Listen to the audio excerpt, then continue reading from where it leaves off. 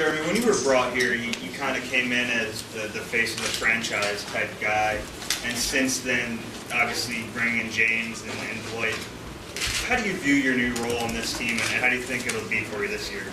I think for me, I have to be a point guard. I have to make sure everybody gets involved. I have to really control the tempo of the game. And like you said, there is a little bit of a different role, but I still want to be the same attacking, relentless player that I've been in the past, and really try to be more efficient in terms of picking my spots. Jerry, I saw an interview where you talked about how you were a little disappointed in your play last year. What have you done over the summer to work on areas of your game that you thought needed it? I think I've tried to get better from a defensive standpoint, just to become a better defensive player. I think I've also worked on my jump shot and my left hand, and so hopefully those things will translate over to the season, and I'll be able to see some improvements in those areas. Jeremy, is there less pressure this year? Last year when you came in this time, you mentioned the fact that you were still a work in progress. Those 25, 30 games in New York, you expected to be the face of the franchise.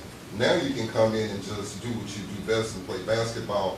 Are you more relieved at the fact that there is presumably less pressure this year? Yeah, I think there's more pressure in the sense that there's going to be a lot of people focused in on the Rockets, but from a personal standpoint, I think there's definitely a lot less pressure. I have a lot more freedom to just kind of be myself. I think last year there's a lot of uncertainty with, coming in, post-Linsanity and all those things, and right now it's kind of, calmed down a little bit for me for sure. Jeremy, could you reflect back again on what it meant you, Hakeem said you and Dwight could be a deadly combination?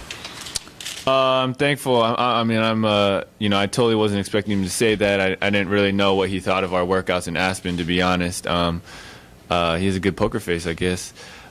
He said some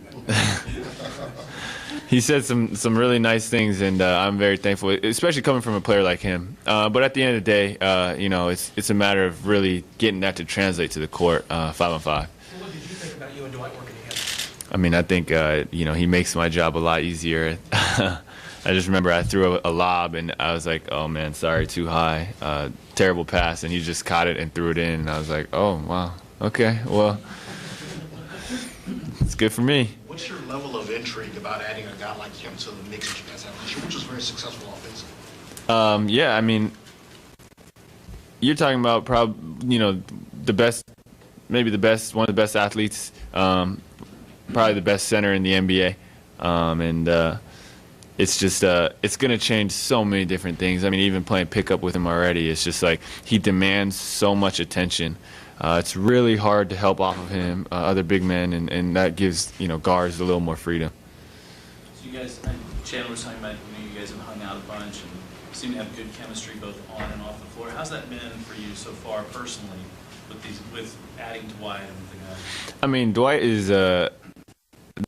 is hilarious. He's just like he's always joking around and having fun off the court, and I think that's really important in terms of building chemistry, building friendship. And so it's been really easy in terms of spending time with the guys, and I think we're all younger in some respect. He's been in the league a while, but he's still young in terms of his age, and so I think that also helps.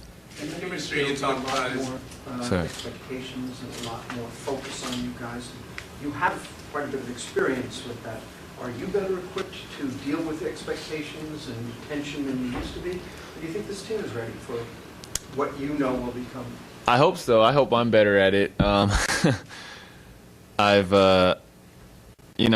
I've had such a wide spectrum of literally no expectations to every expectation, and now it's kind of going back down to no or lower expectations. But I think for our team, a key thing for us is to be able to block out what's coming in from the outside, and we're gonna have losing streaks. We're gonna have slumps, and that's no mystery. Every team goes through that, and it's just a matter of being focused, making all of our concerns internal, communicating openly, directly with each other.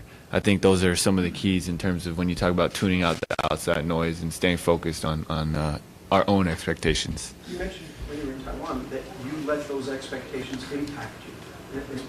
So what you just described, is that something you had to learn from failing at that?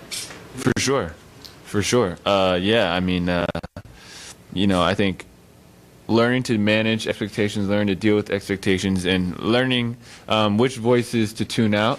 I think that takes time, and you have to fail at it to be able to get to where you want to get to. You talked about that chemistry, on the court chemistry. What do you gain on the court chemistry with workouts in LA or Aspen, or is that chemistry going to take time in real games, live action? For sure, it has to take time in games, but I think it's a start. You start with the foundation. You start with building a friendship, building respect for each other. As games go on, as the season goes on, hopefully we really want to get to is trust. Really trusting in each other on the defensive end, on the offensive end, being able to sacrifice for each other. When you talk about trust and sacrifice, championship teams. Not that I know anything about winning a championship, but from the outside looking in, championship teams tend to trust and sacrifice each other. Trust is more important than chemistry, or does the chemistry come after trust? I think trust is a byproduct of really good team chemistry. Are you looking forward to playing those the games in Asia, and what do you expect from that trip? I have no idea what to expect. It's a preseason game, which you never really know what's going to happen in terms of the plan or minutes or whatever. But I just know, for us, it's going to be 2 games against a really good team, and for us to be able to work on some stuff and to be able to hopefully give the fans across the world something to cheer about and a fun event to attend. Jeremy, you guys drafted Ozzie Cannon in the draft. I want to know what are your thoughts on that? How you feel like he can help your team? I mean, he's great. He can really shoot the ball. We all joke about him being a little tank or a football player. He's really strong, and he knows how to score. He's a pure shooter. I've been really impressed with him, and I think he can definitely help us. Jeremy, in Miami, the team belongs to LeBron James. Mm-hmm. KC, Kevin Durant. Who rules the Rockets locker room? Oh no, you're gonna put me in that position. I don't think it always has to be one guy. I think right now we're really listening to both those voices. We have James and Dwight. I mean, obviously, like Mikhail too, Coach Mikhail, but I don't think you're talking about from a coaching standpoint. No, I think both of them have done a great job of leading in their different ways. And I think Dwight has given a lot of advice, understanding what he went through last year in LA and the year before. Just being able to give advice from that perspective. I think James also coming from OKC and seeing what it's like to do it at a very high level and to have that program and that culture.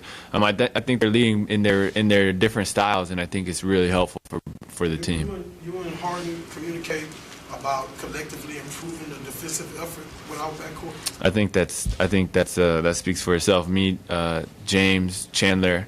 I think something that we've all been thinking about is how we can all become a lot better defensively, and I know they've spoken about it publicly. I've spoken about it publicly, and we've all talked about it as a team too. And like you said, specifically the backcourt, really how we can shore up our defense. Jeremy, one of the things Kevin said was that even though you played the year before last season was your first full season, almost kind of like a rookie season. Mm-hmm. Did you feel a huge jump this year in terms of just your level of maturity and confidence being in the NBA? Hopefully. I think, it hasn't really started yet, but even me being here, I came back to the same city I was in the year before, and that's already a big step for me. I haven't done that since, junior to senior year of college. So for me to be back in the same place with the same coaches and the same, style and stuff, I think that's huge for me, building a level of comfort. I think I'm a creature of comfort, like much better. And a lot of times when I don't really know what's going on or I'm trying to figure it out, I don't always do as well. So hopefully I'll be a little more mature. And like you said, last year was kind of my rookie year in terms of understanding what the league is all about. Have you got a sense of the changes in your actual on-court role as a point guard in this grouping versus last year's grouping? Not really. Because practice starts tomorrow, so we haven't really done anything except for, I guess, like play some pickup. But even then, it's like everybody everyone's divided, and it's just. You got any kind of anticipation that has Kevin talked to you about the difference or the amount of times you'll have the ball or things of that nature? I think that will naturally play itself out. I think guys get hurt, or guys are playing well, or guys are in slumps, or whatever. I think it's always adjusting. It's always changing. There's always a balance, and I think as long as we're in communication about that, it should be fine. Jerry, what have you thought about Linsanity? You were there for the screening in LA, the documentary. What have you thought about how that's going? I think it's been going well. I think for me it was very convenient in the fact that we filmed well before Linsanity happened, and I haven't really had to film anything after Linsanity, just a couple of things here and there, but I really haven't had to do much. So to be honest, I haven't really. It hasn't been that time consuming. I just attended the premiere in LA, and that went well. Quick more about it. I guess what I meant was when you saw it, the response to it. What did you think about all that? I don't know. Do people like it? I don't even know. I enjoyed it, but it's about myself. So if I don't enjoy it, then no one's gonna enjoy it. It's my own story. Last question. Anything else? Thanks, David. Thanks, guys.